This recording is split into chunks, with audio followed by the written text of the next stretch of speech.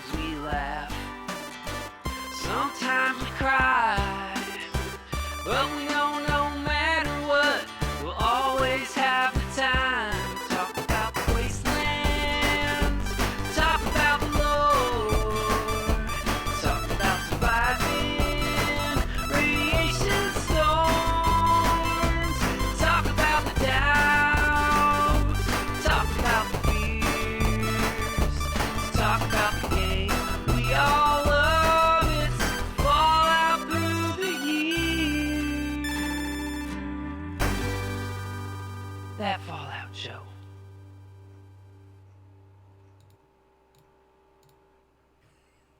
Accidentally clicked over to the GameStack screen there for a minute. Sorry about that. Oh dear. Yeah. How It's already a trash fire. Hello, everyone, and welcome to episode 39 of That Fallout Show, Inside the Vault. I'm Shalene, and joining me today is the lovely and talented Rick McVick. What's up? And the always effervescent Vendertron.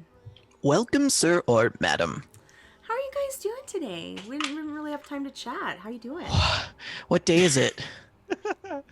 It's podcast day, Vendor. I can tell you right now that it's been 24 days since pants. 24 days since pants. Business on the top, pajamas on the bottom, or nothing at all. Thought you were gonna say Just party. saying. Thought you were gonna say party. You know, by the time May rolls around, I'm gonna have this long beard, and I'm gonna be like, "What year is it?" Going a little bit crazy. That's lovely. Lovely. Yeah, Rick, you're pulling in some nice stash there. Yeah, but like, see, this is 3 weeks, and you see, it just doesn't want to touch. It's You so see? really Nothing- nice and nothing smooth, right there, like a baby's right bottom, there. right in there. Like, Yeah. It's like right Okay, here so for our is what the land bridge 99% looked like. audio audience, can we describe Rick's And this- facial hair for a minute? And this is what the land bridge is now. My mustache doesn't touch the rest of my hair, is basically what's going on. And If any of you have sailed in Sea of Thieves, you know what it's like. It's just a bunch of land masses not touching each other. Yes, exactly. Yeah, yeah. An archipelate, Archipelago? that. Yeah. Facial hair. Now, It's very nice. You know, you could my wife probably and just use like a eyebrow pencil and just extend that side down, you know? Yeah. My Yeah, goal that is would to get totally lamb work, chops. actually. But my wife. Hey, my and I mom were draws just like, hers on. let's Not see her what beard, her happens. eyebrows, I of was gonna course. say that was unusual. But, like, yeah, everybody does their eyebrows nowadays. Like, everybody's kidding? got a bald spot they need to fill in. Something. Yep. Every once in a while, there's like one really long eyelash that I. Oh my God. Eyebrow, I plucked you an mean? eyebrow Yeah. hair the other Whatever. day. It must have been an inch long. I Yeah, have I to. know. I An have inch to long. Trim They one. hide There's down in one there. on my left eyebrow that like it hides in the rest of the eyebrow hair and it grows really long. And then Yes. someday I'll sleep wrong and it'll be like up here halfway up my forehead. That one hair. See, and you guys have dark eyebrow hair, right? But my eyebrows, it's like fluorescent lights, you know, just like right above my eyes. It's so blonde. And in the summer, it goes almost translucent.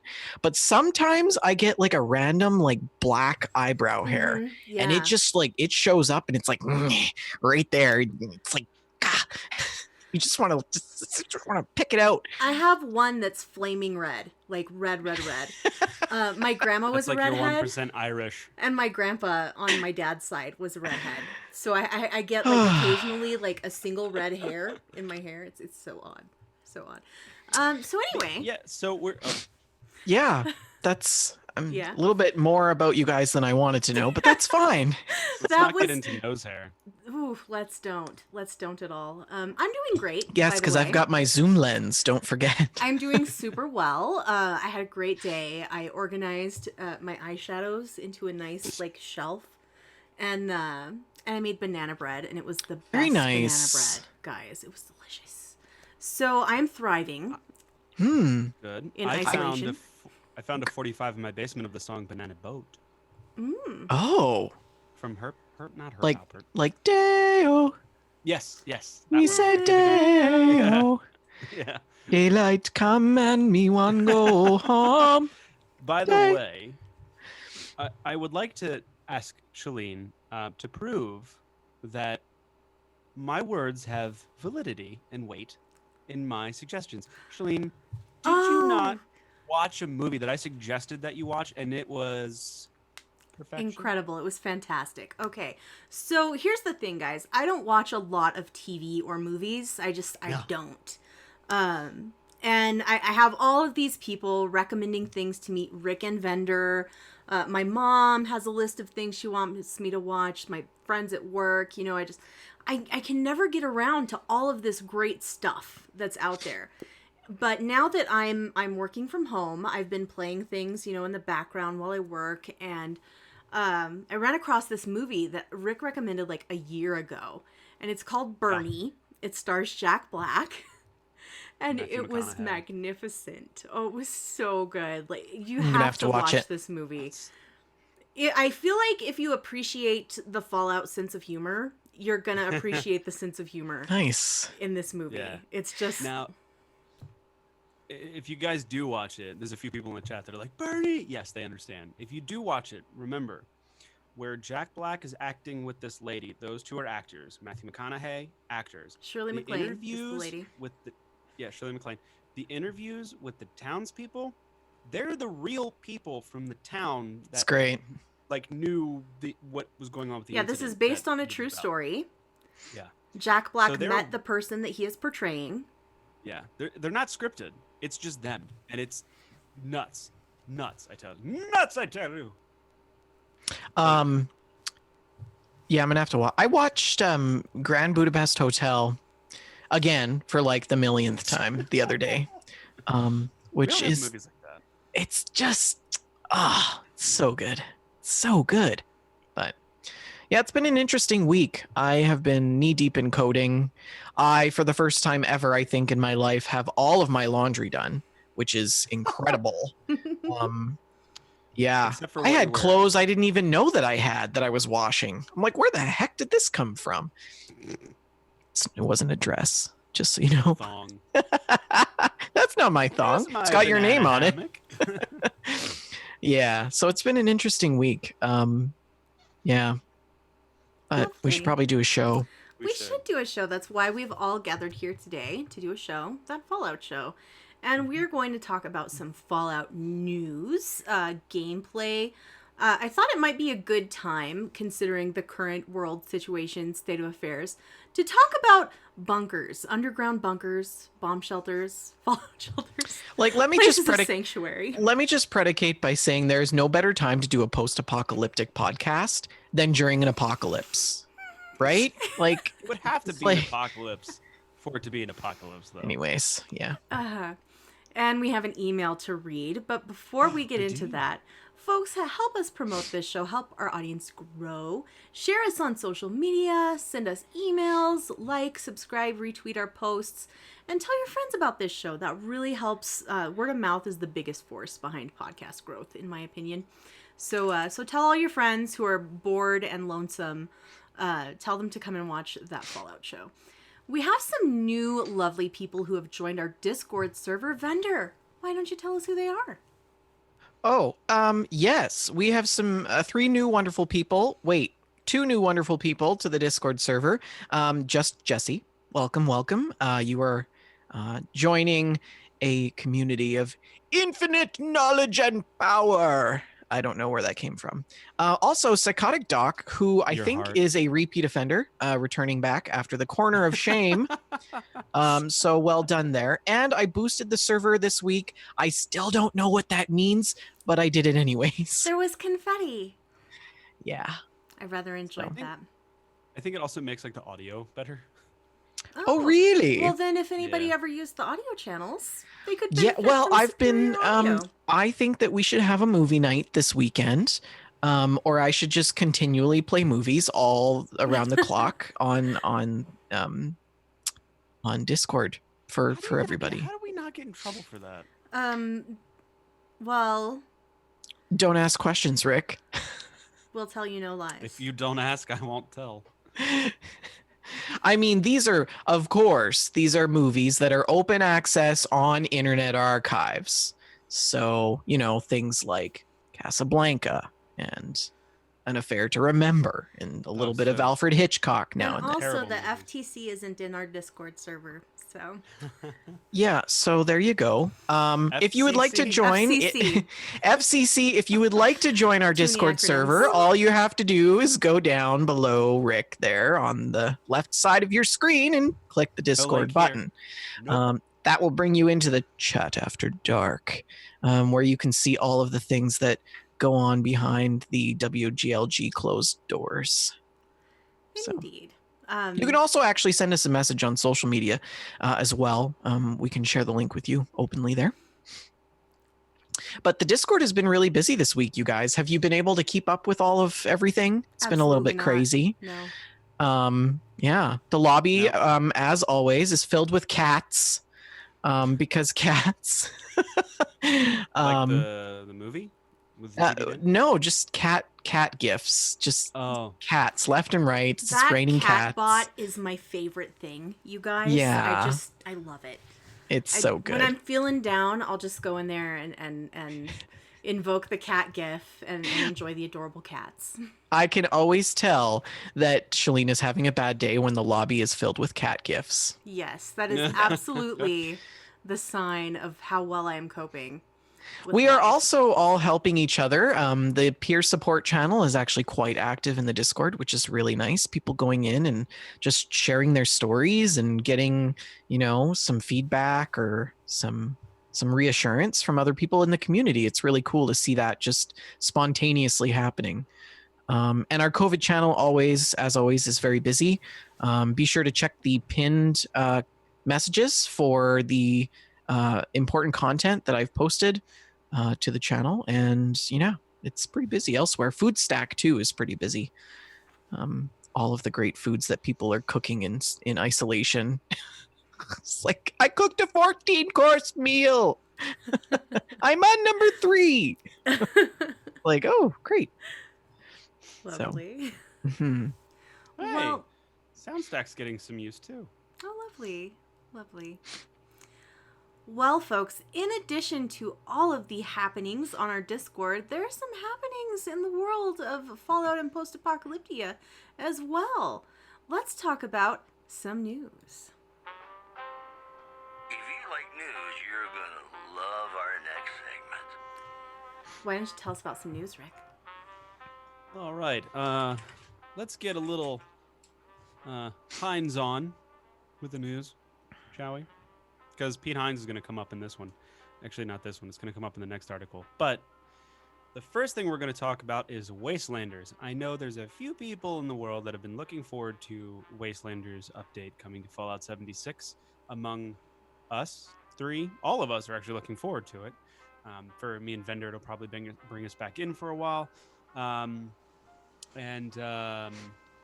Yeah, so anyway, however, the release was postponed, and I'm going to read you what Bethesda Game Studios tweeted out. They said, friends, like others around the world, we're dealing with a critical situation that's currently affecting so many of us in our communities. For the safety of everyone, we have transitioned to remote work and are limiting our in-person interactions. This has obviously changed the way that we work, but rest assured that critical services for our live games are fully operating. However, this has affected our ability to do the final testing we need for Wastelanders, and we must move the release date a week from April 7th to April 14th. We've done everything we can to minimize the delay and can't wait for everyone to play. A special thanks to all our private test server players for all your help. We know this is a stressful time. We can't thank you enough for all the support you've given each other and us. We're humbled to have such an incredible community that is stuck with us through ups and downs. It means the world to us, especially in times like this. Stay safe, and thanks again, BGS. Now, was there an NDA attached to that playtest server? Yeah, the playtest server, you can't talk about it at all. Okay, so that's why there were no streams. I wondered if there was going to be. So how do you guys feel about this? As I've said before, and I'll say it again, I would wait a year if it means them not releasing garbage. Yeah. Mm. Well, we shall see. A week is really not much of a delay at No. all. Drop in my the bucket. opinion. Yep. Yeah. Mm-hmm. So if they So- need another week, take another week. Yeah. There's a lot of sales going on for spring. Ubisoft is having some stuff. I think there was a bunch of sales on Steam. Couple. I mean, games- technically, Bethesda works for us. So as Bethesda's employer, I'm allowing you guys some additional time to finish this project. Extend it as long as you need. But yeah, Such a benevolent Karen. but yeah, like I was saying, there's plenty of other stuff to play until then. And actually, Resident Evil 3 remake just came out, so that should take you about a week. Have you played it, Rick? I've played the demo. It's pretty good. I haven't purchased it yet. I don't know if I'm gonna see how much it is. I haven't even looked at the price. Quick shout out to Sora in the chat, who is tuning in from Poland, where it's 3 a.m. So, yeah, we're not worth it, dear. Go to Welcome. bed. Whoa! Hey, wait a minute now. Speak for yourself. Oh boy. So we're gonna get Hines on now with some Pete Hines. Now we all know that E3's canceled, unfortunately. Some of us are actually planning on going this year. Me, and it got schwacked. Now a lot of companies are switching over to a digital platform. However, Bethesda will not be doing this. Pete Hines came out and tweeted, he said, given the many challenges we're facing due to the pandemic, we will not host a digital showcase in June. We have lots of exciting things to share about our games and look forward to telling you more in the coming months. So we won't have any sort of updates, at least on a presentation level, about Elder Scrolls 6, Deathloop, Ghostwire, Starfield, for that matter. I'm hoping to see some more news come out about those things. It would be nice to see where they're at with it. I know it's only been a year, but a lot can change in a year. So did you guys remember Ghostwire and Deathloop? Because I completely forgot about those. You know Ghostwire Tokyo? I'm still waiting for it. Yeah. I'm like really impatiently waiting for it. Sorry, Shalene, go ahead. I had forgotten that those existed, but now that you mention them, I remember how excited I was, how great they looked. Yep. Yeah, I'm Deathloop. really excited for Ghostwire. Yeah, I'm interested to see what's going on with Ghostwire after Ikumi Nakamura left the studio. So we'll see. I'm really hoping for a little taste for ES6 and Starfield. The teasers that they put out were so vague. I just want to know what Starfield is. Like, we can guess that Elder Scrolls 6 is going to be an Elder Scrolls game. You know, it'll be an RPG in the Elder Scrolls universe. We know that. But we have no idea what Starfield is, and I want to know what it is. Please, let us know what it is. So they're not going to be doing it, but however, Microsoft and Ubisoft are going to be doing E3 keynotes or digital conferences rather. So yeah, unfortunately, we will not get any news in that regard from Bethesda. I'm sure they'll do something. They've been doing live streams. Doom. So, Doom. Lots of Doom. Lots of Doom. Well, it just came out. Well, Doom is it's Eternal. appropriate right now. Doom is eternal. Doom is eternal. Yeah, so there's that. We're going to do a little Fallout 76 news with Inside the Vault. All right, and I'm looking at this for the first time. So this is You the got one this. from I believe in last you. week. What'd you say? This is the one from last week. It was Yeah, I know. I've included it. It's worth talking about. I was just pointing out for our listeners. This is the one from last week that we're covering first. All right, so new Wastelander events. There's a new event. Let's see here. It's called Riding Shotgun. I'm just going to read from this article because I have not looked at this ahead of time, if you couldn't tell. So here you go. If you consider yourself a hired gun, head to Big Bend Tunnel East to take on a gig ensuring safe passage for a group of merchants on a treacherous trip through the mountains. Blue Ridge Caravan Company initially had a lot of trouble getting their packed Brahmin up the steep cliffs of the Savage Divide. Since then, they've worked out that Big Bend Tunnel offers an easy route from Cranberry Bog into the Ash Heap. Or it would. If it wasn't swarming with blood eagles. Whatever those are. What's a bloody? Oh! The things. The Blood Eagles. Blood Eagles are the name of the raider group that you cannot ally yourself with. That's so even right. if you choose to play as a raider, the Blood Eagles will always That's be right. hostile. And they are true. named after the thing that you made the gesture about, the torturous thing of the lungs and The thing that may back or may and not the- have happened. Yeah. So yeah, so that's the new thing. Let's see. If one or both, it's only 2-pack Brahmins. If one or both make it through, you and your event mates will be rewarded with some loot, XP, and caps. If both of them die, well, sucks. Aside from protecting Brahmin, you'll be tasked with locating supplies the caravan has lost during the previous attempts to travel through, and you're going to have to coordinate with the other people involved to protect them all the way through.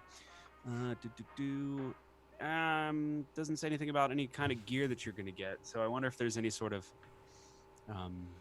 special drops that you're going to get from it. I'm I hope sure so. there That'd are. be kind of cool.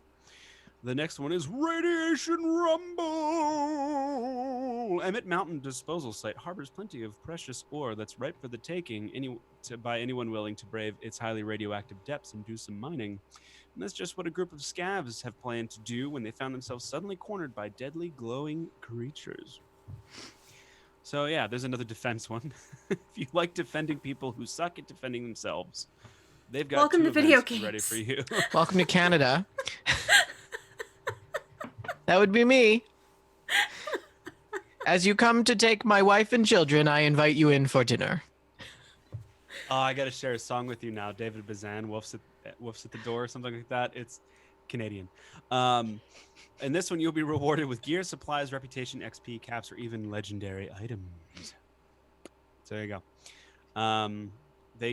Apparently the same thing. If they all get killed, you will not win. So basic structure, you keep most of them alive, you will get more shiz. And that's last week's Inside the Vault. This week's up Inside the Vault. Am I correct in saying it's this week, Shalene? Yes. Yeah, good. I got it. You're doing a great job, Rick. Oh, I know.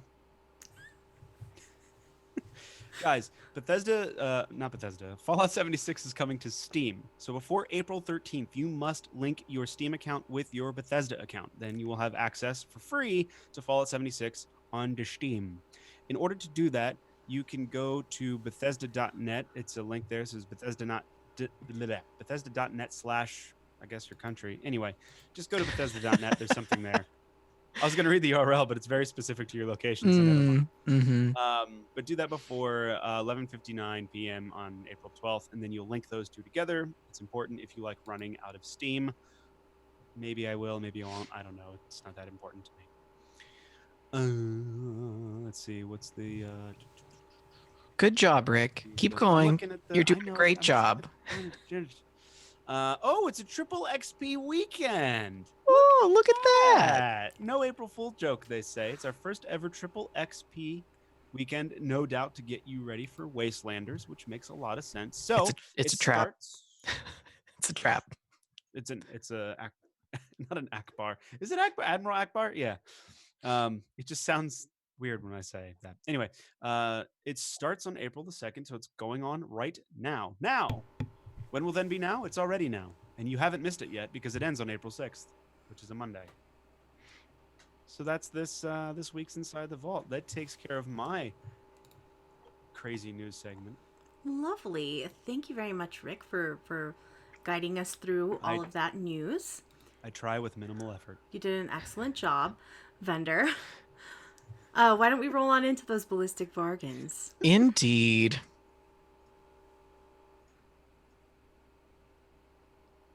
I don't have the thing. You guys are waiting for the thing. I don't have the thing. I thought you were cueing the bumper. I don't Okay. have the bumper. I forgot the bumper. Atomic Shop Weekly Update for March 31st to April 7th have added a host of new items to the Atomic Shop. And if you have, you can unlock using items you've purchased or earned by completing in-game challenges. Don't forget to read on to catch a preview of all of these latest things that we're going to share with you. So make sure that you log in and earn some atoms in daily and weekly challenges. There is a free item that you can snatch up. If you've completed the responder training, don't forget to show off your stats as one of Appalachia's elite by equipping a new Responders theme player icon. Claim your icon for free by visiting the Atomic Shop before April 7th. You can also cash in on some more Responders loot as they take charge to the scene. And I really like that Bethesda is emphasizing the role that Responders play in Appalachia. given the current real situation that's going on. It's sort of paying homage to the first responders and healthcare workers of the world, and who work very hard right now and should be acknowledged. You can pick up the Responders Power Armor for 1,500 atoms until April 28th. You can also, until April 21st, pick up the Fire Chief Responder Outfit Bundle and the Ambulance Gurney Set. And until April 14th, you can get the Responders Pip-Boy Paint and the Orange Wallpaper.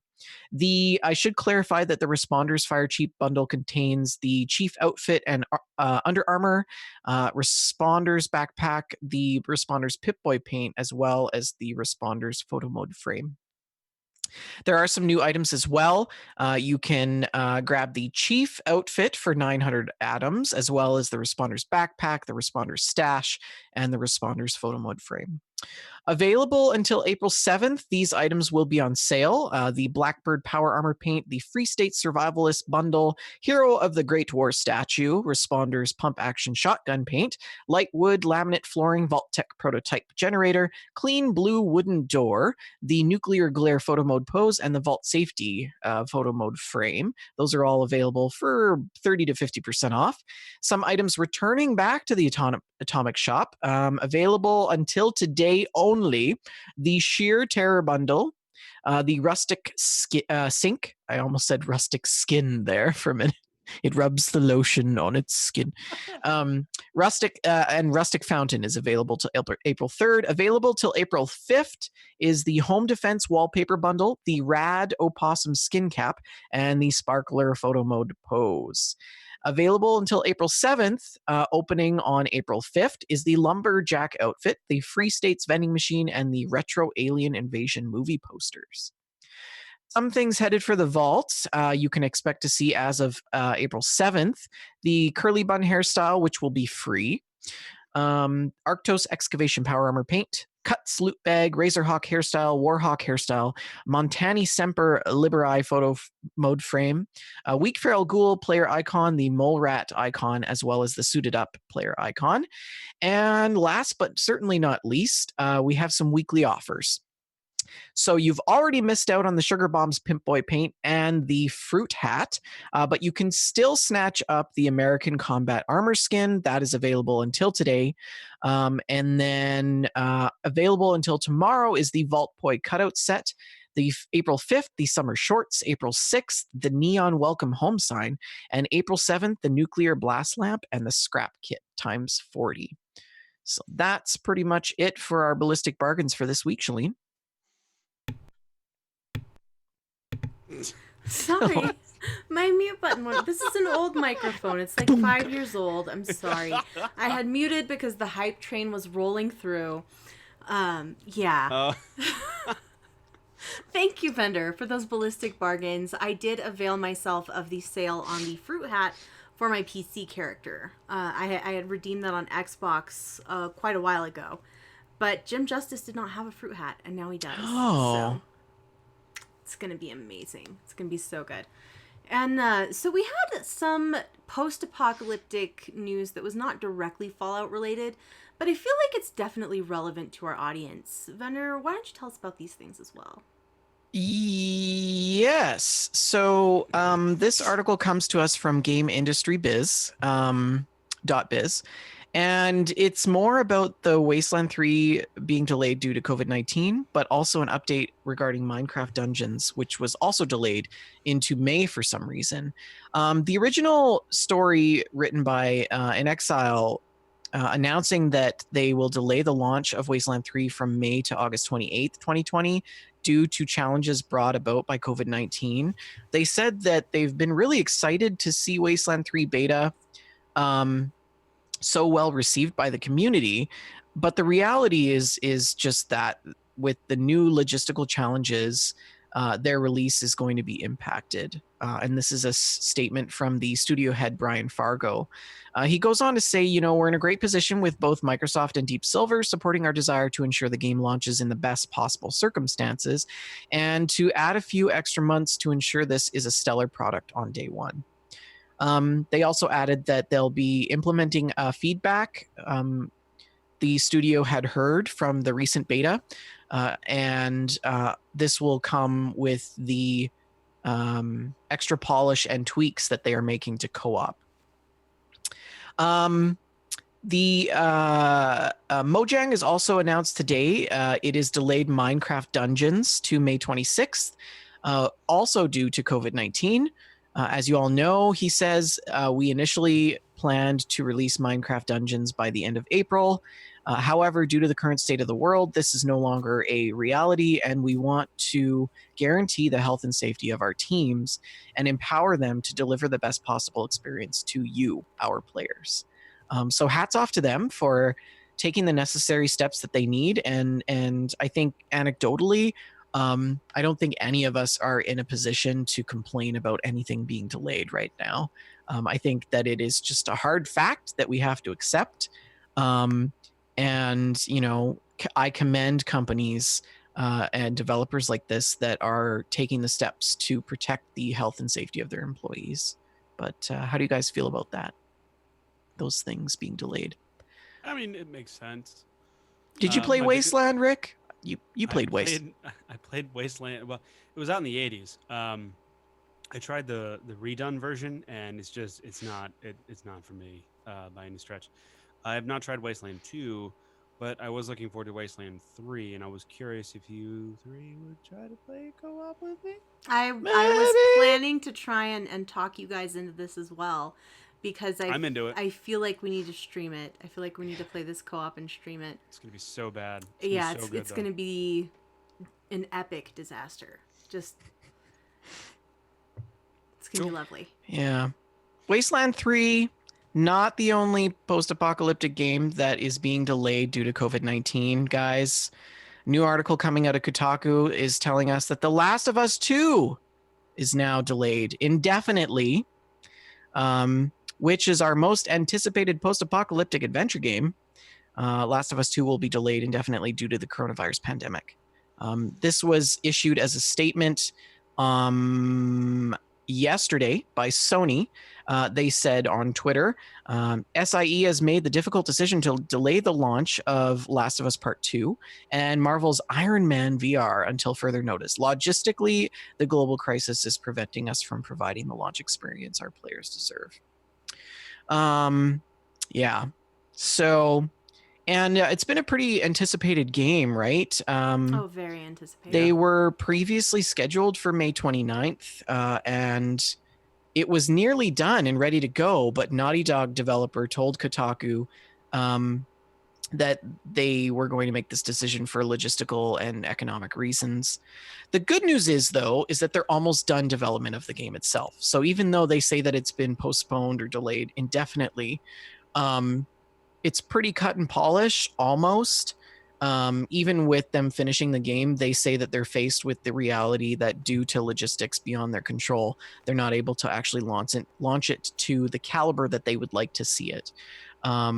And they want to make sure that everybody has the best possible play experience, right? So, and there's no sense in releasing a game and it being crappy and going, oh, well, we blame COVID-19. That's not how you do it. So... but this also means that delaying the game until such a time where they can solve these issues will be, there's going to be a gap. People are going to be sort of waiting. But they issued a statement. Naughty Dog issued a statement. I'm just going to read this. As you've likely just seen, the release of Last of Us Part 2 has been delayed. We're sure this news is just as disappointing to you as it is to us. We wanted to reach out to all of you in our community to give you a little more information. They said, the good news is we're nearly done the development of the game. We are in the midst of fixing our final bugs. However, even with us finishing the game, we are faced with the reality that due to logistics beyond our control, we couldn't launch The Last of Us Part 2 to our satisfaction. We want to make sure that everyone gets to play The Last of Us 2 around the same time, ensuring that we're doing everything possible to preserve the best experience for each player. This meant delaying the game until such a time where we can solve these logistical issues. We were bummed out by this. I love that they actually said that, bummed about by this decision, but ultimately understood it's what's best and fair to all of our players. We're hoping that this won't be a long delay, and we'll update you as soon as we have new information to share. Wish you all, your families, and your friends the best of health. Thank you for being amazing fans and your continued support. Stay safe, Naughty Dog. So yeah, I don't think that this is going to be the last game that will be delayed in 2020, but certainly not the first, as the list keeps growing. Absolutely. Hmm. I feel like they're indicating largely that the inability to release physical copies of the game is a large driver behind the fact that they have delayed. But I also think that reading between the lines, it might not be the best climate to release a game about a post-apocalyptic world that was forever changed by a virus that infected people. But they're gonna make one hell of a sale post COVID-19. Well, if that was the case, Shalene, Capcom is like, I don't care. Here's Resident Evil. Virus kills whole town. There you go. It's different. It's different. Yeah. It's different. Shalene, you posted a really good point the other day on Twitter. You had said, is anybody else feeling sort of drawn away from apocalyptic genre for games? I mean, you guys know that I love me a good apocalypse, right? I love apocalyptic Virtual. video games. Yes, it's virtual. Books, movies. It's my jam. Post-apocalyptic genre is my favorite. But I've been struggling to enjoy those post-apocalyptic worlds Hmm. the last couple of It's a little different when you're living in it. And the last time I was out of the house, which was 2 weeks ago, probably 3 weeks ago, Really? I was standing in line 10 minutes before Costco opened, and there was hundreds of people in line, and they all had gloves and masks. Well, some of them did. And I was like, I have done this in a video game before. Like, this is very familiar to me. It's just unsettling. And yeah, thinking about going back to, Fallout 76 or some of these other post-apocalyptic, it's a little unsettling. Yeah, every time that I've had to leave the house to get supplies for my family or to go to my second job at the post office, every time that I leave home, it feels a little bit like I'm going on some kind of side quest. And It's a side quest. That's exactly what it is. It's unnerving the way that Yeah. it feels. And I really want to be playing some Fallout right now because I got into the PTS for Wastelanders, but I'm struggling to be able to really enjoy that. You got into the PTS for Wastelanders, but you've got the PTSD from COVID-19. So Yeah, There it I mean, is. I haven't gravitated toward any sort of post-apocalyptia. Actually, Sora was saying that Tom Clancy's Division. They've been playing Tom Clancy's The Division, and it's a bizarre experience. Yeah, because it centralizes in New York City, which is hit really hard with Yeah. a flu. I've seen pictures from New York that look Setting up the exactly tents. Yeah. exactly Yeah. like that Yeah. in front of the Yeah, in front of the post office in Division 1. yeah. I've There- seen photos that look exactly like that. It's It's so crazy. unnerving. There is one But- thing in all of this that I find comfort in, and that is that You're home. the details that developers had gotten in some of these games about these pandemic scenarios, Division, etc., is not entirely accurate to what we're experiencing right now. No. And that's a really good thing Mhm. because I was it would telling be Sarah- so much worse. I was telling Sarah about this the other day. Or actually 5 minutes ago. I was in the basement and I found 5 N95 masks, and like the 3M, the ones that everybody wants. And I'm like, huh, that's funny. I have them in my basement for some Yeah, reason. yeah. So my wife had to go out grocery shopping tonight, so she dropped them off at our friend's house, who's a nurse. Great. So they're gonna get them at some hospital. And it's only 5, but it's 5 more than they had. Yeah. Well, you wouldn't be able to Then use when them she- anyways, Rick. Huh? You wouldn't be able to use them anyways because you've got facial hair. So, But beyond that, there's a company called Gator, and Gator makes guitar cases and rack cases for like concerts and stuff like that. For audio gear and digital equipment and things like that. Well, they've reconfigured some of their manufacturing facilities to make cloth masks, just to help out with the public mask shortage, and they're shipping all of these cloth masks Mhm. to their uh, affiliated guitar stores. So now the guitar stores are selling cloth masks made by these case It's great. manufacturers. Great. And so I was like, this is why I hate things like The Walking Dead. Because like at the end of the day, like everybody just wants to survive and be healthy and happy. And so like if a Negan dude comes along and he's like killing people, like we'd all be like, just bang, dead. It's over. Mhm. Now we don't have to deal with Negan anymore. Like it's just so Yeah. yeah. Like the games like to over amplify the Well, bad and the thing about these games is that um they miss an important component about society in general and the human condition. Because we are only just now learning about how people react, hashtag COVIDiots, but also how we handle the situation as a society. And like people are going to make their own decisions and do what they want. But I want to say generally that we're all kind of working together for the most part.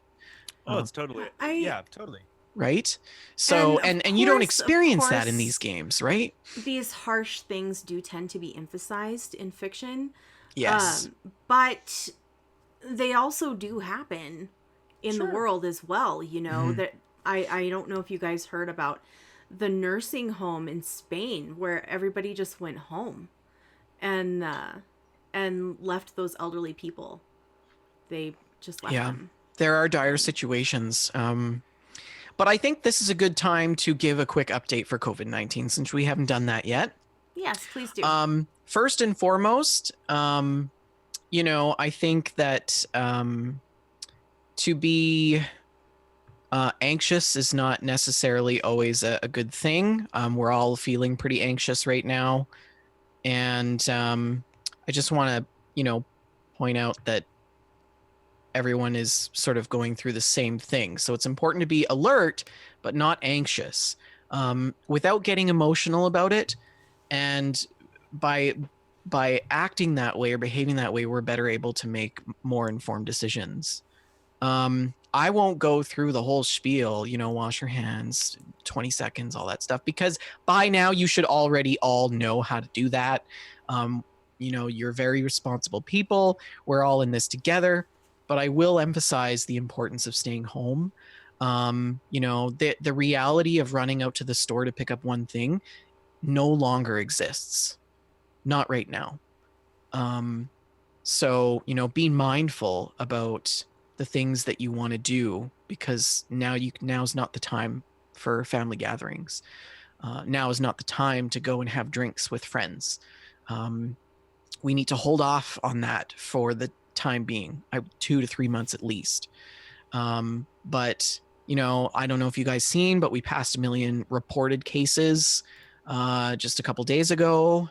You know, it's now is starting to become the time when we need to really be more responsible humans, and lead by example for our neighbors and our community as well.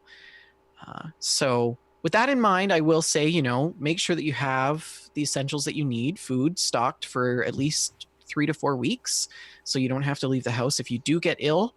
And as I've said before in previous shows, if you do feel that you have symptoms, it's very important that you contact your province or state's health authority, notify them immediately. If they have testing available, they will set you up for that. If they don't, they will give you advice that you need to be able to manage the illness as it progresses. So, but that's pretty much all I have to say. I'm happy to answer any questions that you guys have. As you guys know, I'm a trained epidemiologist. Public health is my field. I've worked with viruses for over the last 10 years. And we have a COVID-19 channel in the Discord and a peer support channel. So if you're feeling overwhelmed or confused about something, always feel free to ask questions. We can answer them in the Discord. You can also send me personal messages on Discord or in social media. I'm happy to answer those. I don't know how quick I can get back to them because things are ramping up for me on my end as well. We're planning projects with COVID-19 and diabetes. We're looking at writing some grants, and my name is added to a list to help the province out when they get short on medical personnel. So I guess there's no better way to put it, be called up to assist with that. So, but yeah, that's pretty much it. Thank you so much, Fender. It Yeah. has been amazing.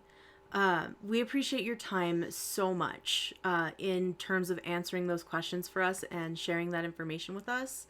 I know this is a lot of confusing.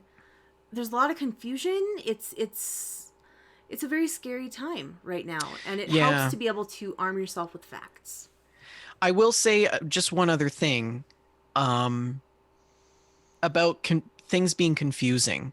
Um, it's really important to take what the news media says very carefully, because a lot of what is out there, especially if it's coming from a news outlet, is almost certainly biased and contorted in such a way that it will sell stories. Um, Sensationalized. it's sensationalized, exactly. So it's really important for you to pay attention to those cues of misinformation, those pearls of misinformation, and make sure that you're going back to credible sources, people that you know who are frontline healthcare workers. Those are good people to ask questions to. People like myself, reliable sources of information like the CDC, the Public Health Agency of Canada. Um, you know, you will see a lot of doctors on news channels And just being our audio interviewed. folks, maybe you didn't catch the air quotes there. Just to clarify. Being interviewed and asked questions about how pandemics work, how public health works, how COVID-19 works. And I can tell you, I can count on more than once on my hand that like what is said it's just a mess. Like, these people have no idea about how pandemics work. What was it, CBC, I think, the other day, or CTV News? They had this I don't think we would know that. they had this, it's a Canadian broadcast. They had this homeopathic person on the news giving an interview about COVID-19, and he had a Nice. diploma in homeopathic homeopathy? medicine. Where And did I'm you get like, that from? oh my God. And of course, ESU? Tim Caulfield, who I've preached about before, he's got a Netflix series, check him out. He's all about debunking health misinformation and like Gwyneth Paltrow's Goop Lab and stuff.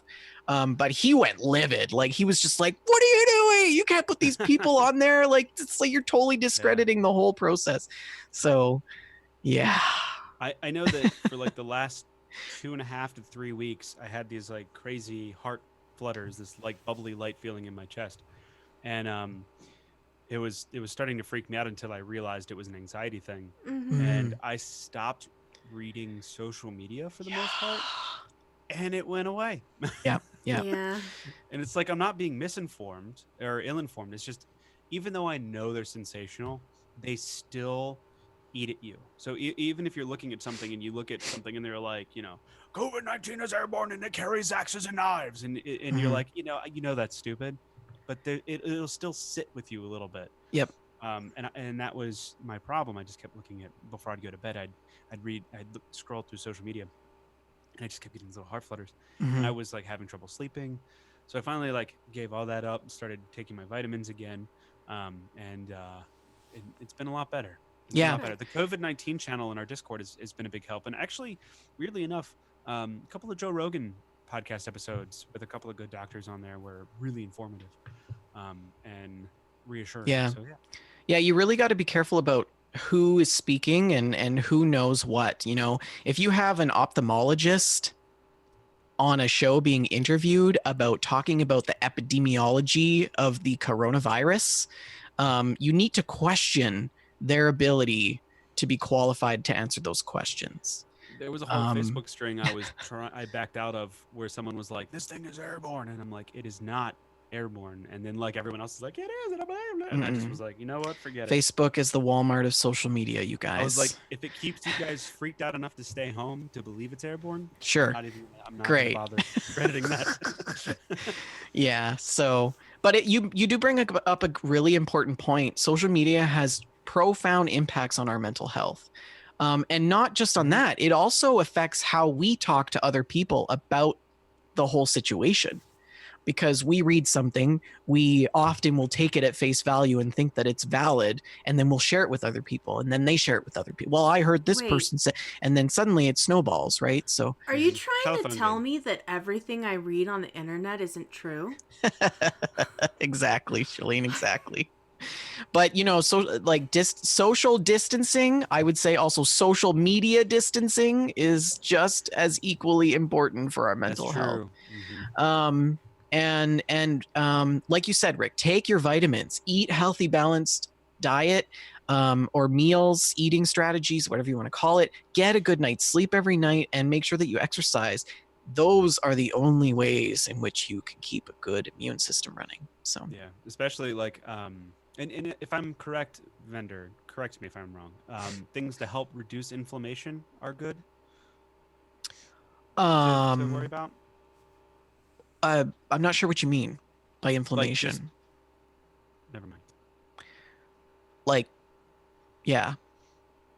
I mean, Never mind. I guess inflammation. Like, are you talking like taking Tylenol? No. Never mind. Okay. Never mind. That's why I said correct me if I'm wrong. If it Yeah, sounds well, like I mean, it. inflammation, I think personally takes on multiple definitions. I could do a whole show on that, but That's true. I'm coming at it from a layman perspective. well, I mean, from yes, I would say yes to a certain extent. If you have pain and you have inflammation from pain, the stress from pain alone can affect your immune system. So if you can control pain that you're having in your body, you're more likely to have less of a suppressed immune system. And that's clinically proven. We've known that for years. Inflammation is a really interesting thing, though, because like weight It's like gain. a catch-all buzzword these days. Weight gain is inflammation. Oh, well, yeah. I'm staying at a comfortable. Yeah.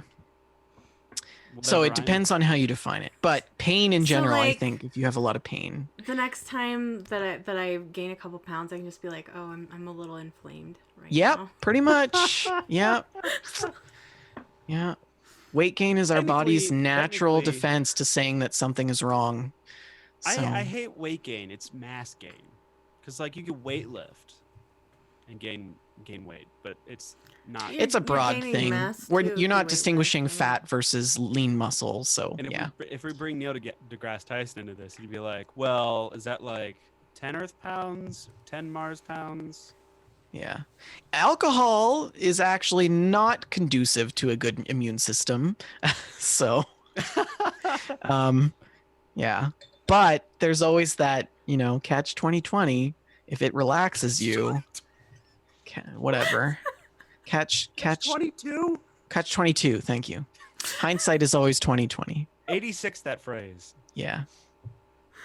Anyways, so that's the thing. I'm out of the alcohol. It feels good to not to limit myself to what I see in social media, but at the same time, I have this like social duty to correct people when I see things like they're like, oh look, I just made this mask. I'm like, is it sterilizable? Or I'm wearing my N95. Have you been fit tested for that? I was like, when I was at the store last, I seen so many people wearing N95s with beards. And I will tell you straight up, if you are not fit tested for an N95, well, first of all, if you have a beard, N95 isn't doing anything for you. You don't have a seal. You're not creating a seal, right? You got to be able to create a seal. If you're not fit tested for one, then there's no point in even wearing it because you don't know if it's going to work. So like you're just wasting resources for somebody who actually needs it. So, yeah. That's why I gave mine to someone who could. Good job, Rick. Okay. Well, thank you very much for enlightening us. And anxiety. Just talking about it just brings the anxiety. But you know what always calms me down? Playing video games. Oh, I thought you were going to cue the sitar. Yeah, playing video games is a great thing. Have you guys been doing any of that? Nothing applicable to the show. I've been playing a lot of video games, except for this week. Everything blew up this week, and I've been working around the clock on other things for my actual real life job. So, yeah, I haven't got any post-apocalyptic related gameplay to share. Yeah, I mean, I started playing Ghost Recon Breakpoint. That was about it. Yeah. I've also got nothing, guys. Really? Yeah, I played some Nuclear Winter with Archin a while ago. It's been a while now, so like the stories have faded because it's been a while, and because we skipped a show somewhere along there, we had a bad day and we skipped a show. So it's been a little while. And then otherwise, all the Fallout I've played was the Wastelanders PTS, and we can't talk about that. So, I haven't really played any are you even post-apocalyptic allowed to stuff. are you even allowed to say that you have I think so. access? Yeah, I'm pretty sure that you're allowed to say if you. I didn't know that. Yeah. I'm just a pleb. I've never had the privilege of experiencing a VIP event like that. So. It. Did you apply? I did. Yeah. You did. Oh, okay. Yeah. Nope, go ahead. Yeah, that's it. That's all I've got. Otherwise, it's Sea of Thieves, it's Animal Crossing New Horizons, and I did try a couple of other games, but nothing apocalyptic at all, because it's not feeling it just now, but Gotcha. Yeah. Well, yeah. So let's this stressed me out, guys. This everything it's stressing me out. And I feel like I just need to retreat into an underground bunker and just stay there, like into a Fallout vault, and just stay there forever underground. I bet you everybody who lives in a vault right now is like, this is the best thing ever. Oh, dude, preppers are like, we knew. Yeah, yeah. My mom is okay. My mom is such a weirdo. I love her so much, but she's so strange. She's hangs out in this YouTube community, right? And they do like live streams and stuff and hang out in each other's chats. And a bunch of them are preppers, and they are so smug right now. Like they are so smug. They're like, I told you so. I knew it all along. It is so funny watching her little prepper friends just being like so smug, just looking down on everybody else who's scrambling for toilet paper. Oh gosh. So good. But I thought we could do a little segment talking a bit about bomb shelters, underground bunkers, the real life equivalents of the Fallout vaults. We will be playing a bit fast and loose with the terminology here, using all those terms interchangeably. Even though they're not, a bunker technically is a military defensive fortification, whereas a blast shelter is not the same thing as a fallout shelter, etc., etc. Ideally, you would have your structure that would serve all of these purposes, but most of them don't. So, for example, a blast shelter is where you protect yourself from blasts and explosions, like bombs, that kind of thing. But it's different from a fallout shelter because the purpose is to protect you from the shock waves and the collapsing debris, that kind of thing. And it's not supposed to protect you from radioactivity the way that a fallout shelter would. But they do, of course, make shelters that protect you from both. Blast shelters are handy for defense against nuclear attacks, and they're also employed in civil defense. They can be above ground, they can be below ground, they can be multi-purpose. A dedicated blast shelter is tends to be something built specifically for the instance of something like this happening. But they also make dual purpose blast shelters where you can just go and use that space for something else. So I just have one question. Can we confirm that Betty White is safe and in a blast shelter right now? She's hanging with Keith Richard at the moment. Yes, they're gonna be fine. They're gonna be just fine. Okay, that's all I care about. Oh my goodness, I saw a post on some social media the other day that said any young people that want to just go out and not practice social distancing because they don't think it's going to affect them, they all need to be made to do a conference call with Betty White first and personally tell her that they do not care about her health. Pretty much. Oh man. God bless Betty White. And of course, fallout shelters are specifically designed to protect from radioactive debris or fallout from a nuclear explosion. Shelters like this were constructed, many of them, during the Cold War. And so just a little background. In a nuclear explosion, the matter that is vaporized in the resulting fireball is exposed to neutrons from the explosion, and it becomes radioactive. And when this material condenses, and you can get precipitation that is radioactive, dust and sandy materials that resemble pumice, ground pumice. The fallout emits alpha and beta particles as well as gamma rays, and this radioactive material falls to Earth and subjects anything within line of sight to radiation. So a fallout shelter allows the occupants to minimize their exposure to this fallout until the radioactivity has decayed to a safer level and they can leave.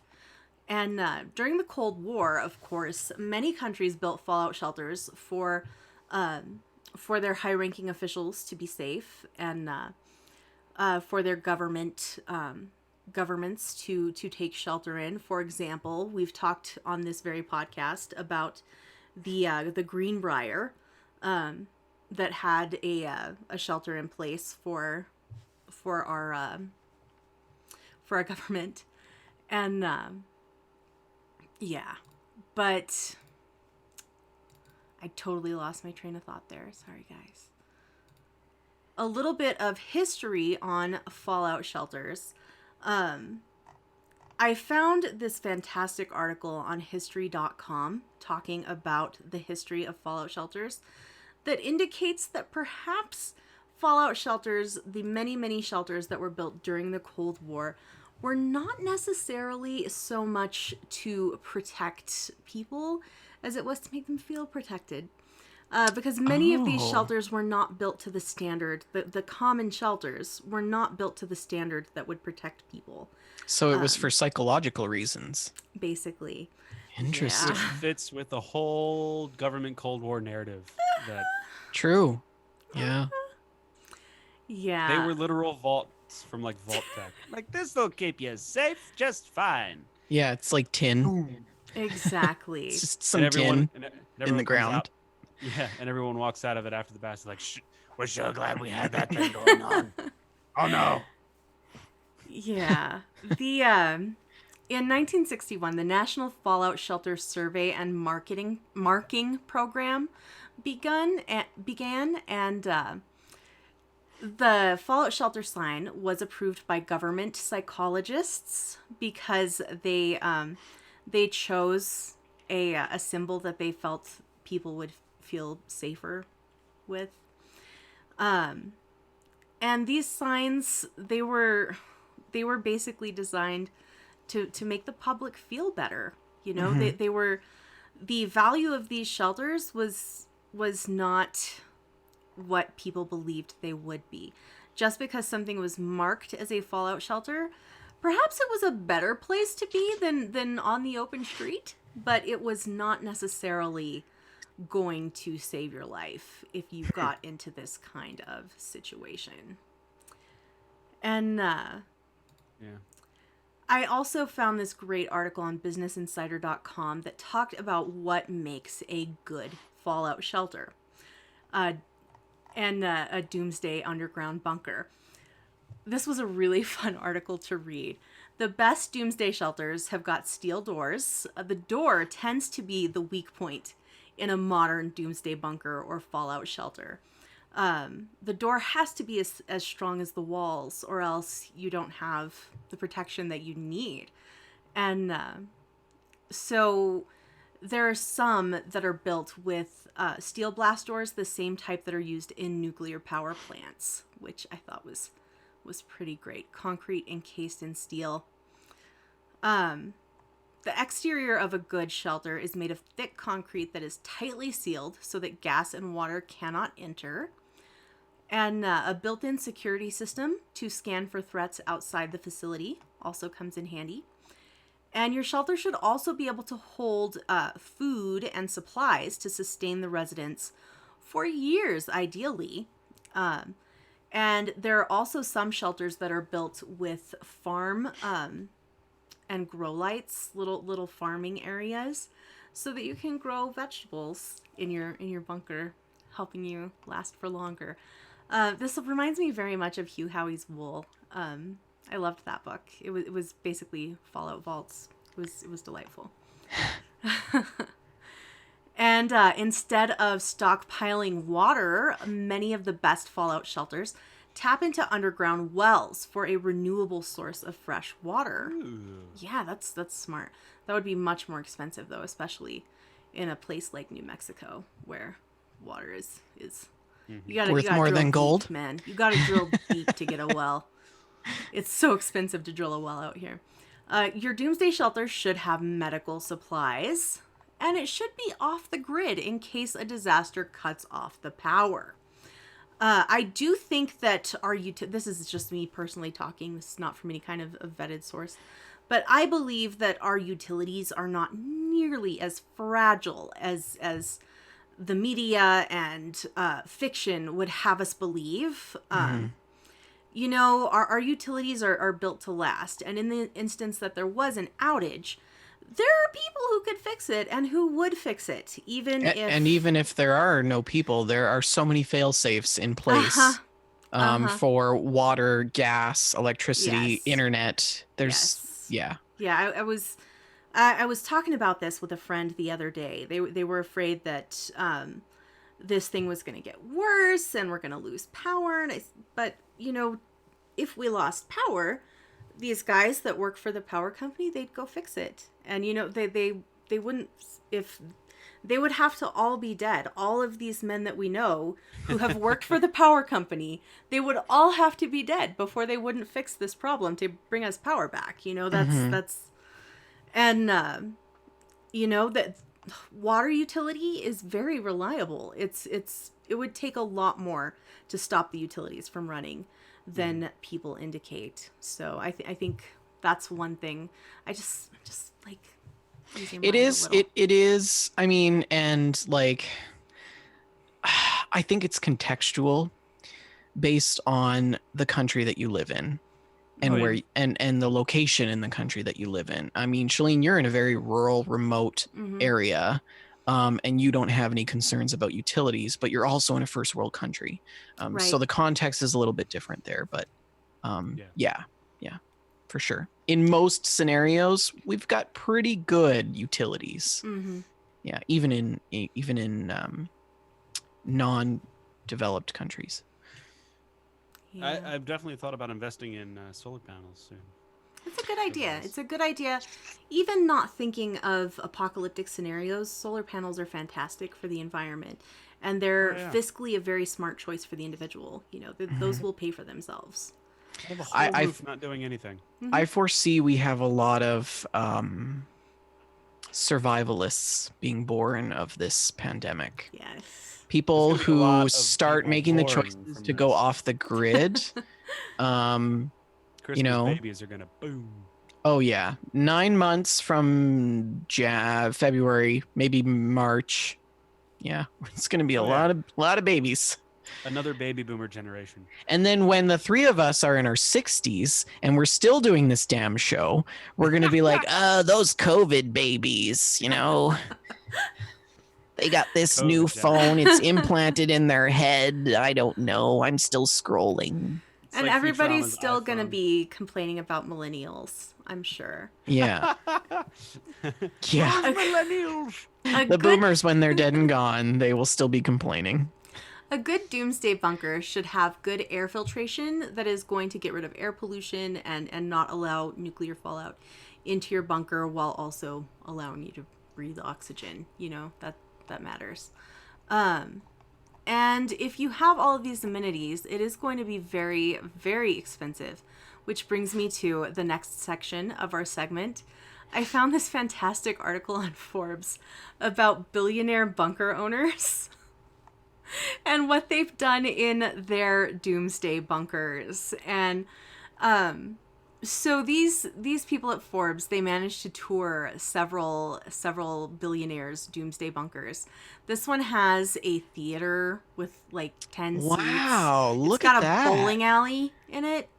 Yeah, it's amazing. Amazing.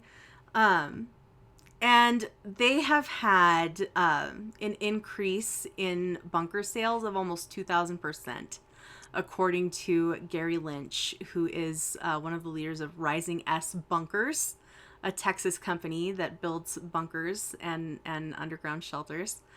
2,000%. Where do people have the increase. money to just like up and buy a bunker? Yeah. I'm gonna mention that those are all 3D renderings, by the way. Are they? All of them are all 3D renderings. Are you sure? Yeah, those look a little bit. It's hard for me to tell because the picture's so No, they're small, all- but now that they're you all 3D mention it, I renderings. can tell. Yeah. Okay. Well, never mind then. Yeah. That's just Who well, has- because what this is floor plans and renderings from a company that will build you this bunker, and I'm sure that they've built them, but they're secure bunkers. They're not going to let you go in and take photos of this crap. So Yeah. they're going to give you the renderings of it. So that's what this is. Okay. Interesting. There's one that's available for 4.2 million that is called the Presidential Pocket Bunker. change. It has 5 individual bunkers, 9 bedrooms, 10 bunk beds, 8 sleeper sofas. There is a 6,000 square foot called the Ultra, which has 6 bedrooms, 2 kitchens, 2 masters, a gym, a shooting range, and a greenhouse. And there's one called the General at 1.59 million, one called the Fortress for $1 million, and others starting at 58,000. Now 58,000. That would be the tiny little half brick walled room under the house in Sanctuary, where there's a few chocolate bars and some sugar bombs. You can get that one made for much less, actually, because I went bunker shopping. I got so invested in this. Oh no.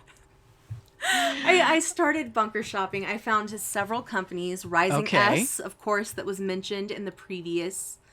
They have so many different kinds of bunkers available. And Fascinating. yeah, you can get the economy shelters. This is an 8x12 mini bunker. It starts at $39,500. It has a bathroom, a kitchenette. You know, it's fine. You could live there. That would be fine. I feel like it, There's going to be a whole lot of new bunkers being dug after this is like. but it wouldn't even help you in this case. I've No, always well- I've always wanted my own underground bunker.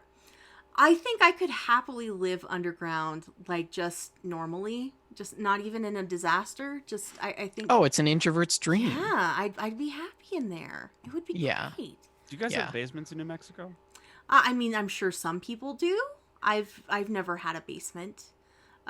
We had a root cellar at the ranch when I was growing up, but it was unsafe. You know, it had been dug like in the 1800s. So, With the guidance of, sure, that'll hold. yeah, exactly. Yeah. I'm in a basement right now. Mm-hmm. There you go. Yeah. My grandparents had built a little bomb shelter at the ranch where they lived for ages and ages. And it was just basically a concrete box in the ground. And they didn't put a concrete roof on it, though. They just put, like, a timber roof, which was pretty silly. And eventually a Defeats the cow purpose. fell through it. Yeah. The cow was fine, by the way. We got her out. She was good. fine. That's all that She matters. was totally fine.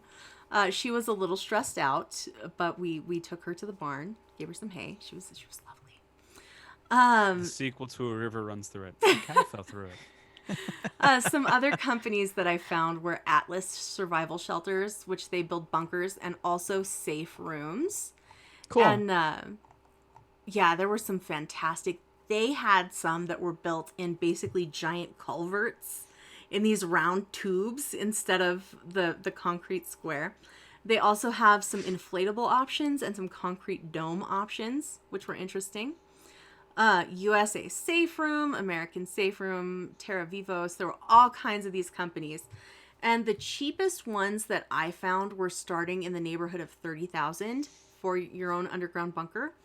And if I ever manage to get my house paid off, maybe I'll get an underground bunker built. I think I would really like to have one. So, yeah, if you can get me a deal on an underground bunker, let me know. Just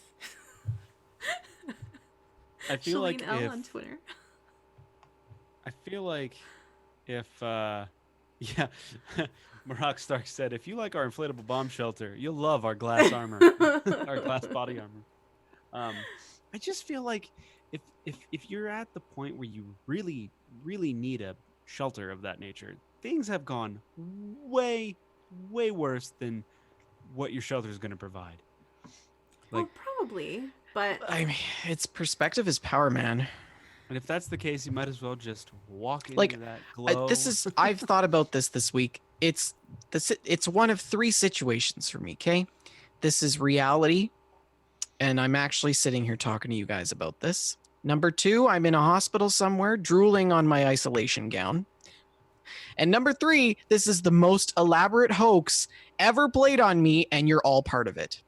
So, I don't that's- think it's 3. I don't think it's 2. I don't believe you. Fairly certain it's 1. They're all against me. You know, it's funny. I was thinking about this.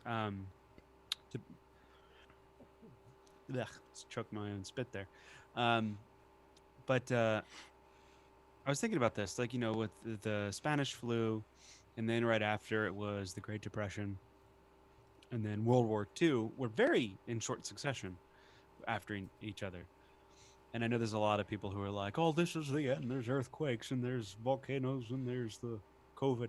It's like, man, that's like been just the history of humanity, like throughout all of the ages. No matter where you are technologically, there's always something that's going to challenge your civilization to the brink. I mean, like the Spanish flu, and then right after that, like I said, the Depression, and then World War II, and then like after that, it's like the Cold War. And you know, we're in 2 years probably, we're gonna look back and be like, man, we did get through this. I mean, you know, whether or not how long it trails off for, but like there will be a time where we will look back and go, it wasn't that long, and we did get through it. If it's not good, it's not the end. But yeah, it Yeah, does it's not seem the end.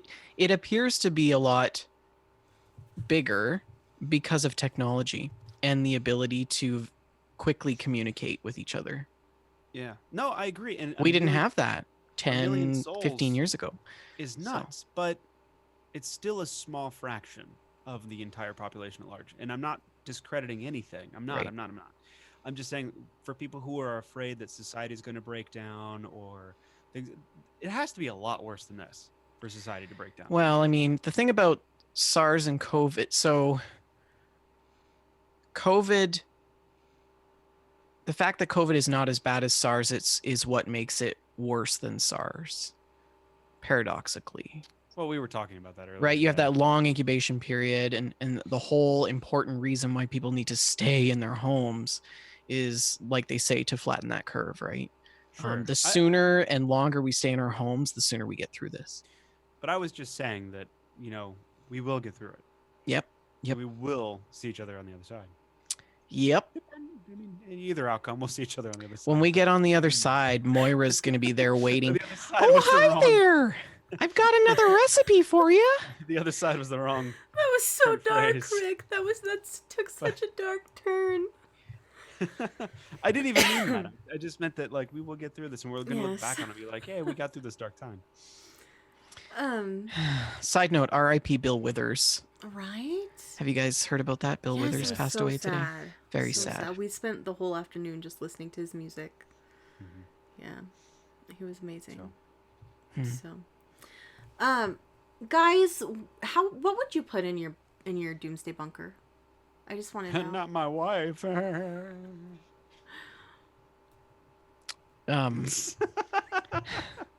That's about the reaction I should have gotten. First and most important thing, video games.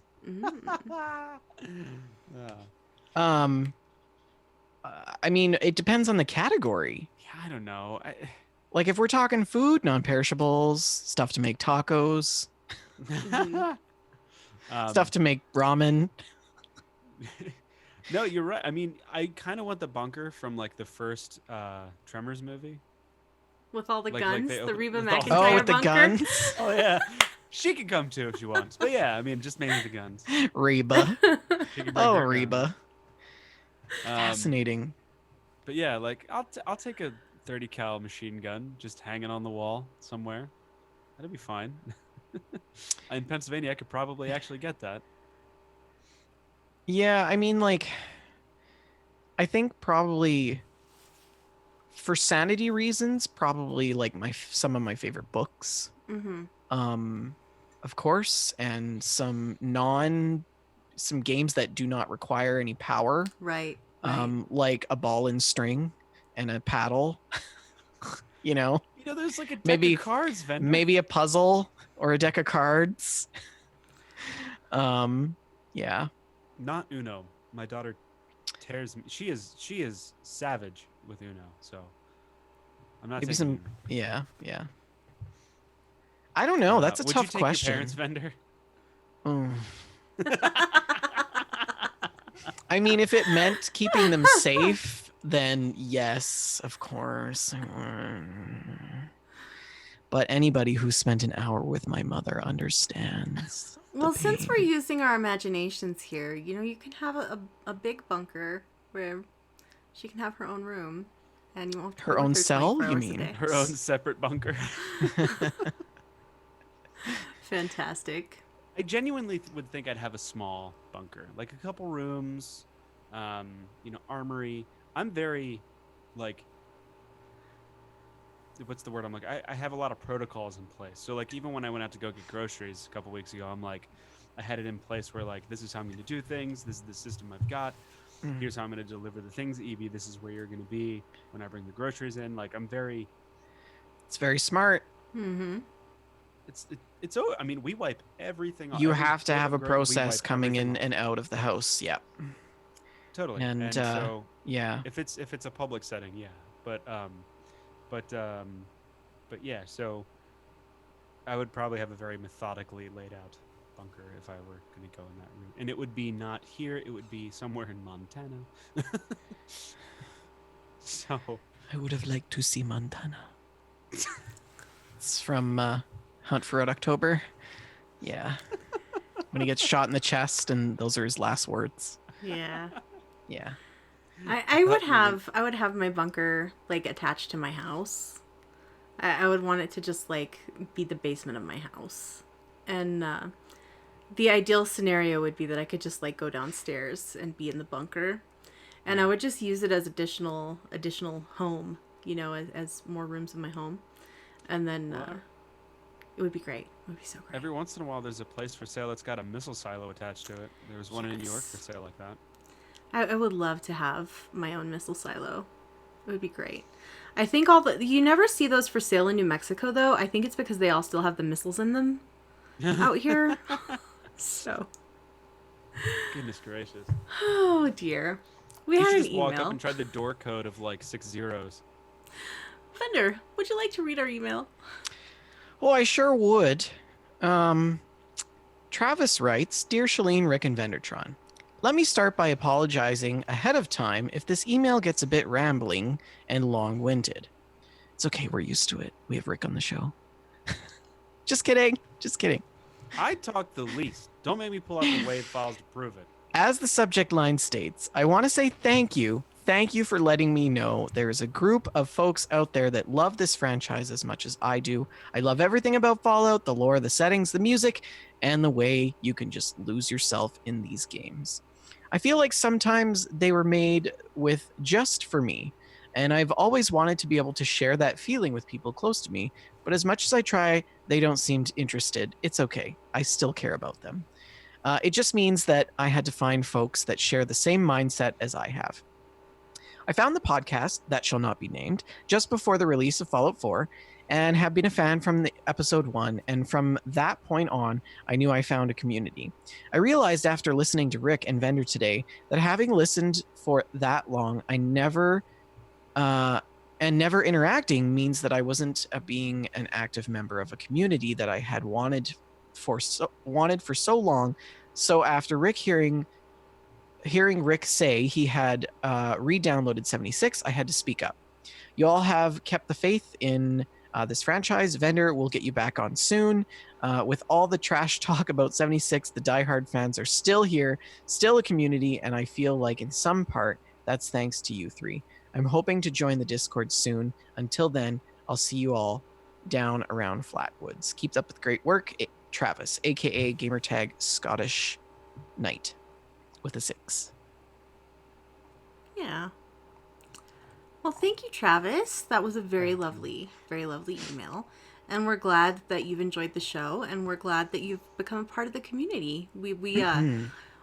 That's, I think I can speak for all of us when I say that the community that is formed is probably the thing we're proudest of in It's terms of not this about, podcast. it's not about Fallout anymore.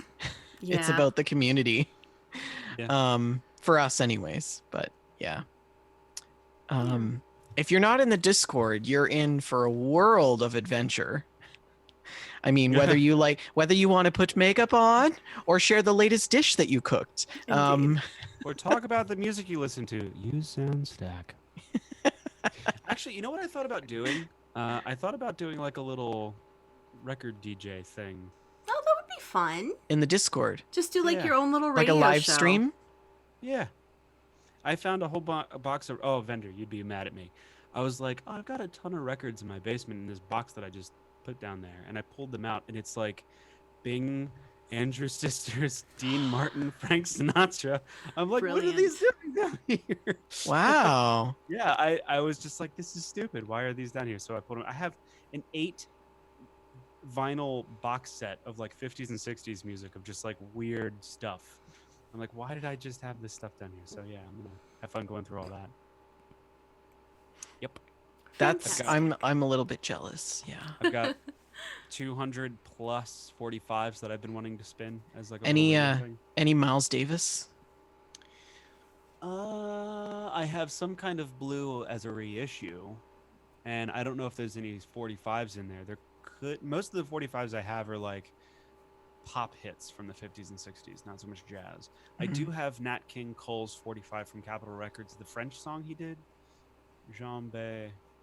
I can't remember, but I found that in that box, like a Nat King Cole 45. I'm like, this stupid. I should have had this up here. I just need to find a way to clean them because a lot of them are just dirty. Yeah. How do you clean a vinyl record? There's a couple different ways. Alcohol? You can use wood glue. Yeah, you squirt wood glue on it, it hardens, and then you peel it off, and it literally pulls Oh, the dust cool. out. I'm not doing that. There's a couple other ways, like with That dish soap, sounds let it dry. horrible. And then there's also actual vinyl cleaners you can get with like a solution and a brush spin thing. So Oh yes, my dad had one of those. And the yeah. brush was like this like velvet thing, and it was really weird shaped. That's what Yeah. that was for. And then Huh. there's a lot of expensive ones that have a vacuum system built on it, and you put a solution on the record, and then you spin it on this vacuum thing, and it sucks up. There's like 50,000 ways to skin the cat, and I haven't yet picked the one I want to use. So Hey, that could be like a selling point for you. We clean all our records with cat hair. so I have a little 100% de-static grade. brush, but... So yeah, they're just... I have a lot of good 45s. They're just dirty and they scratch so bad just playing back. But anyway, I've thought about doing that. So maybe. Lovely. Cool. I think it's a fun idea. And I think that we should maybe take some time to sit down and come up with more excellent ideas just like that. Because we're at the end of the show. Okay. I was I was wondering like, where huh? that was going. Do we have anything to announce? We've got Game Stack next week. Rick, are we going to start some Resident Evil 3 or... Let's do a Survival Horror Sunday this Sunday. Okay. Let's do it. Survival Horror Sunday this Sunday. Sunday. Don't Thanks, Raptor. don't forget that we have an ongoing charity to raise funds for frontline healthcare workers who are dealing with the COVID-19 crisis. And this is not just within the U.S. This is all over the world. So we are taking donations that go directly to Direct Relief. The link is right below in our Twitch page. We are almost, I think we're over $200 in donations Lovely. now, which is exciting. And yeah, I will be streaming periodically on the WJLG channel as well as my own channel to promote this and collect money for frontline healthcare workers to put masks and hairnets and safety glasses, face shields, isolation gowns, gloves, and booties on these people. So Fantastic. Thank you very much. Booties. booties. Yeah. Tweet at us. That Fallout Show on Twitter. We Just Love Games is our network account. Rick is at Rick McVick. I am Shalene L. SHALINEL. Vendortron is Vendortron in. Find us on Facebook at facebook.com/thatfalloutshow or join the Facebook group at facebook.com/groups/thatfalloutshow. Those places are always full of delightful memes. You can email us at info@wejustlovegames.com, just like Travis did, to be read on the air. Email us at info@wejustlovegames.com. Like this video if you're watching the video version. Subscribe to us on YouTube at youtube.com/wejustlovegames. Watch us live on twitch.tv/wejustlovegames every Friday at 6:30 p.m. Mountain Time, 8:30 p.m. Eastern Time. And you can find our show on iTunes and Stitcher Radio. Leave us a review. That helps us a ton. Watch GameStack. We'll be streaming on Sunday. Does anybody have a last word? Let's head over to Tim Twig's channel. You guys all know who Tim is. He joined us for the Bethesda E3 stream every year, except this year because, well, you know, pandemic. Yeah. So let's head over to Tim's channel and send him some WGLG love. Good night, Lovely. guys.